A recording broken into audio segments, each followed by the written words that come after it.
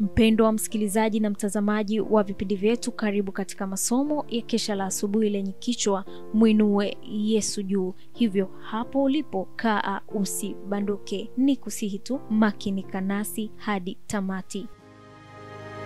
Piga panana ya makelele, Yesu yuaja tena. Ipaza sauti, imba sana. Yesu yuaja tena. Anakuja, anakuja. Yesu yuaja tena.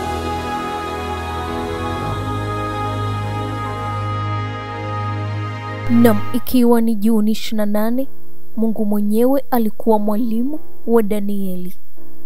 Kwa maana wao wanaoniheshimu nitawaheshimu, na wao wanaonidharau watahesabiwa kuwa si kitu.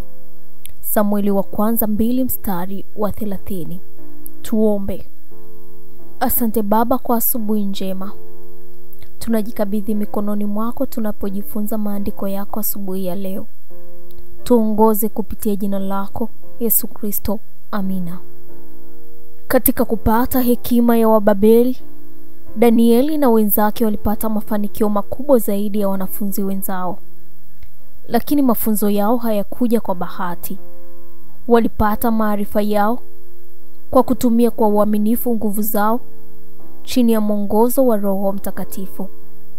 Walijiweka katika uhusiano na chanzo cha hekima yote na kufanya ujuzi wa Mungu kuwa msingi wao wa elimu. Kwa imani waliomba hekima na waliishi sawasawa na maombi yao. Wao walijiweka mahali ambapo Mungu angeweza kuwabariki. Waliepuka yale ambayo yangedhoofisha nguvu zao na kuboresha kila fursa ya kuwa na akili katika namna zote za kujifunza. Walifuata kanuni za maisha ambazo hazingeweza kushindwa kuwapa nguvu ya akili. Walitafuta kupata ujuzi kwa kusudi moja ambalo ni kumheshimu Mungu. Walitambua kwamba ili kusimama kama wawakilishi wa dini ya kweli kati ya dini za uongo, za ukafiri, lazima wawe na uimara wa akili na lazima waimarike katika tabia ya Kikristo. Na Mungu mwenyewe alikuwa mwalimu wao.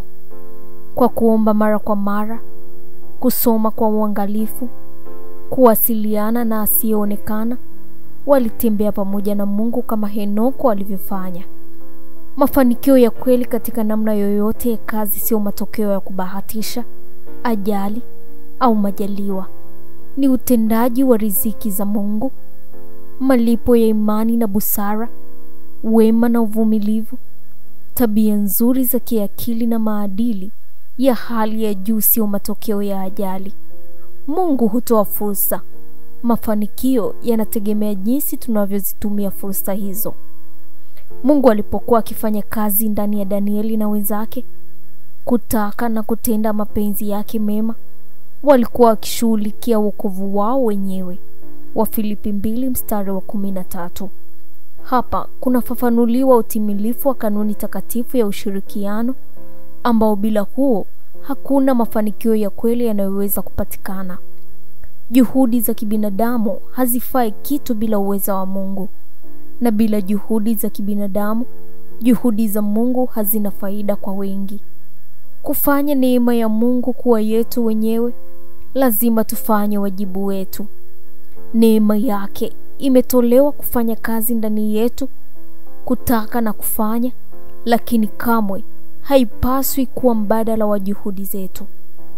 Kama vile Bwana alivyoshirikiana na Danieli na wenzake, ndivyo atakavyoshirikiana pamoja na wote wanaojitahidi kufanya mapenzi yake. Na kwa ujazo wa Roho wake atafanya imara kila kusudi la kweli, kila azimio zuri. Wale wanaotembea katika njia ya utii watakumbana na vikwazo vingi. Nguvu, mvuto wa hila vinaweza kuwafunga kwa ulimwengu, lakini Bwana aweza kufanya kila mpango kubatilika kwa ajili ya kuwapigania wateule wake. Kwa nguvu zake wanaweza kushinda kila jaribu, kushinda kila shida. Utasoma Prophets and Kings ukurasa wa 486 na ukurasa wa 487. Huu ni mwisho wa somo letu la Juni 28. Mungu mwenyewe alikuwa mwalimu wa Danieli. Tuombe. Asante Baba kwa somo hili zuri. Tunajikabidhi kwako. Tunaomba masomo haya yakatusaidia kusogea zaidi karibu na wewe kupitia jina lako Yesu Kristo. Amina. Barikiwa nami mwaka 2025 katika masomo haya.